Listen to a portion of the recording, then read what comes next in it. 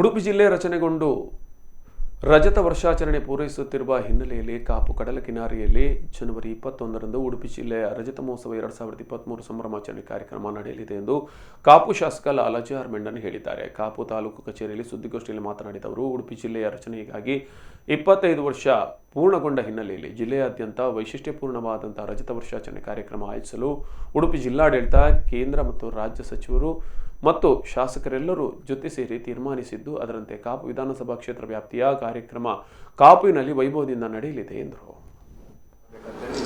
ಸಲಹೆ ಬಂದಿತ್ತು, ಆ ಥರದೊಂದು 10 ಟ್ಯಾಬ್ಲೋಗಳು ಈಗಾಗಲೇ ಹೆಸರು ಕೊಟ್ಟಿದ್ದಾರೆ. ಅದೇ ರೀತಿಯಲ್ಲಿ ನಮ್ಮ ಜನಪ್ರತಿನಿಧಿಗಳು ಕೂಡ ಒಂದು ಸಾಂಸ್ಕೃತಿಕ ಕಾರ್ಯಕ್ರಮ ಪಾಲ್ಗೊಳ್ಳಲಿಕ್ಕೆ ಅವಕಾಶಗಳು ಹಿನ್ನೆಲೆಯಲ್ಲಿ ಕೆಲವಾರು ತಂಡಗಳು ಆ ಒಂದು ಸಾಂಸ್ಕೃತಿಕ ಕಾರ್ಯಕ್ರಮದಲ್ಲಿ ಕೂಡ ಪಾಲ್ಗೊಳ್ತಾರೆ.